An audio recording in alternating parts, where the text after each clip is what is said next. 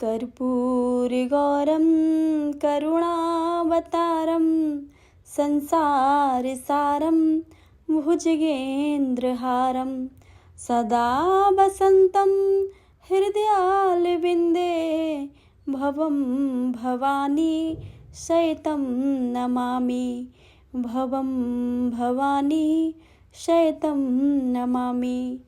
ओम नमः शिवाय। हर हर महादेव। प्रिय भक्तजनों, आज श्रावण मास महत्तम का 11वें अध्याय का आप सभी रसपान करेंगे, तो प्रेम से बोलिए गणेश भगवान की जय, भोलेनाथ की जय, पार्वती माता की जय, सभी देवी देवताओं की जय। सनत कुमार बोले, हे देव, श्रावण मास के बारों में सभी व्रतों को मैंने आपसे सुना है, किंतु आपके वचनामृत का पान करके मेरी तृप्ति नहीं हो रही है। हे प्रभु, श्रावण के समान अन्य कोई भी मास नहीं है, ऐसा मुझे प्रतीत होता है, अतः आप तिथियों का महत्व मुझे बताइए। ईश्वर बोले, हे सनत कुमार, मासों में कार्तिक मास श्रेष्ठ है, उसमें भी श्रेष्ठ माघ कहा गया है, उस माघ में भी श्रेष्ठ बैसाख है और सबसे भी श्रेष्ठ मार्गशीर्ष है, जो श्री हरि को अत्यंत प्रिय है। विश्वरूप भगवान से उत्पन्न होने से ये चारों मास मुझे प्रिय हैं, किंतु 12 मासों में श्रावण तो साक्षात शिव का रूप है।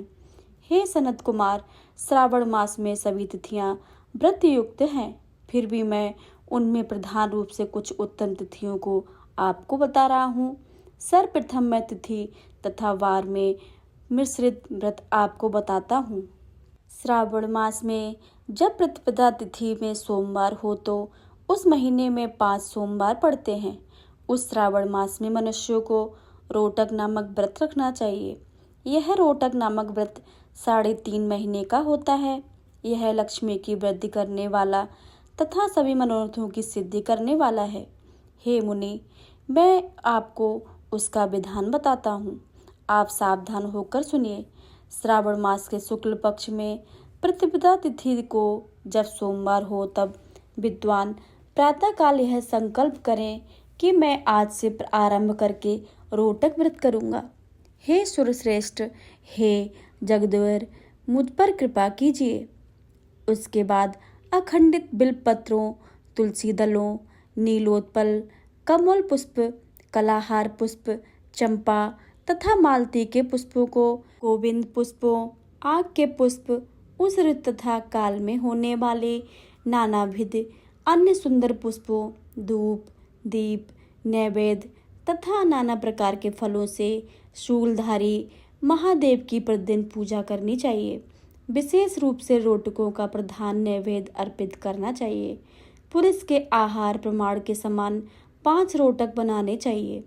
बुद्धिमान को चाहिए कि उनमें से 2 रोटक ब्राह्मणों को दे, 2 रोटक का स्वयं भोजन करें और 1 रोटक देवता को नैवेद्य के रूप में अर्पित करे।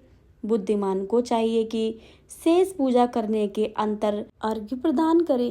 केला, नारियल, जवीरी, नींबू, बीज पूरक, खजूर, ककड़ी, दाख, नारंगी, बिजौरा, नींबू, अखरोट, अनार तथा अन्य और जो भी ऋतु में होने वाले फल हों, वे सब अर्घदान में प्रशस्त करे। उस अर्घदान का फल सुनिए। 7 समुद्र सहित पृथ्वी का दान करने मनुष्य जो फल प्राप्त करता है, वही फल विधान पूर्वक इस व्रत को करके पा जाता है। विपुल धन की इच्छा रखने वाले को यह व्रत 5 वर्ष तक रखना चाहिए।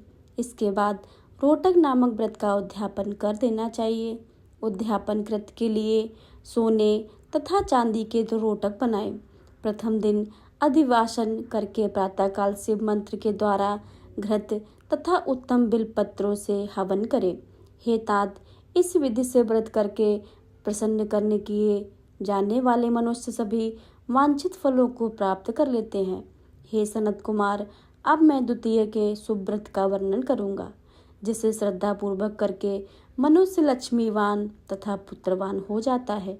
औदुंबर नामक एक व्रत पाप का नाश करने वाला है। शुभ सावन का महीना आने पर द्वितीय तिथि को प्रातःकाल संकल्प करके बुद्धिमान को विधि पूर्वक व्रत करना चाहिए। इस व्रत को करने वाला स्त्री या पुरुष हो वह सभी संपदाओं को प्राप्त को हो जाता है। इस व्रत में प्रत्यक्ष गूलर के वृक्ष की पूजा करनी चाहिए, किंतु गूलर वृक्ष न मिलने पर दीवार पर वृक्ष का आकार बनाकर इस 4 नाम मंत्रों से उसकी पूजा करनी चाहिए।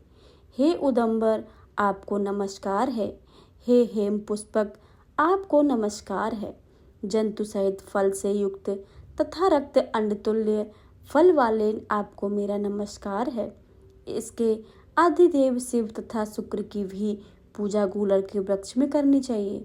इसके 33 फल लेकर 3 बार बराबर भागों में बांट लेना चाहिए। इनमें से 11 फल ब्राह्मण को प्रदान करें, 11 फल देवता को अर्पण करें और 11 फलों का भोजन स्वयं करें। उस दिन अन्न का आहार नहीं करना चाहिए। शिव तथा शुक्र को विधिवत पूजन करके रात्रि में जागरण करना चाहिए। हे तात, इस प्रकार 11 वर्ष तक व्रत का अनुष्ठान करने के बाद व्रत का संपूर्णता के लिए उद्यापन करना चाहिए। स्वर्णमय फल, पुष्प तथा पात्र सहित एक गूलर का वृक्ष बनाएं और उसमें शिव तथा शुक्र की प्रतिमा का पूजन करें। उसके बाद प्रातःकाल होम करें। गूलर के शुभ कोमल तथा छोटे छोटे 108 फलों से तथा गूलर की समिधाओं से तिल तथा घृत सहित होम करें। इस प्रकार होम घृत समाप्त करके आचार्य की पूजा करें। उसके बाद सामर्थ्य के अनुसार 100 अन्यथा 10 ब्राह्मणों को भोजन कराएं। हे वत्स, इस प्रकार व्रत किए जाने पर जो फल होता है उसे सुनिए। जिस प्रकार यह गूलर का वृक्ष अत्यंत जंतुयुक्त फलों वाला होता है, उसी प्रकार व्रतकर्ता भी अनेक पुत्रों वाला होता है और उसके वंश की वृद्धि होती है।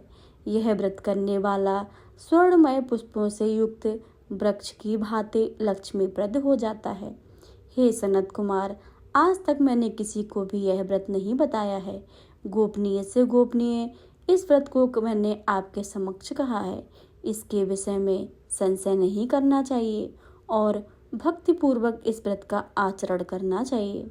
इस प्रकार श्री स्कंद पुराण के अंतर्गत ईश्वर सनत कुमार संवाद में श्रावण मास महत्म में प्रतिपदरोटक व्रत द्वितीय औदंबर व्रत कथन नामक 11वां अध्याय संपूर्ण हुआ। तो प्रेम से बोलिए शंकर भगवान की जय, माता पार्वती की जय, सभी देवी देवताओं की जय। अगर आपको कथा अच्छी लगी हो तो वीडियो को लाइक करें, शेयर करें, कमेंट बॉक्स में हर हर महादेव लिखना बिल्कुल भी मत भूलें। चैनल पर नए आए हैं तो चैनल को सब्सक्राइब करके बेल आइकन को ज़रूर दबा लें ताकि आने वाली सभी वीडियो की जानकारी सबसे पहले आपके पास पहुँचे। मिलते हैं अगली वीडियो में, तब तक के लिए जय श्री राधे कृष्णा। ओम नमः शिवाय। धन्यवाद।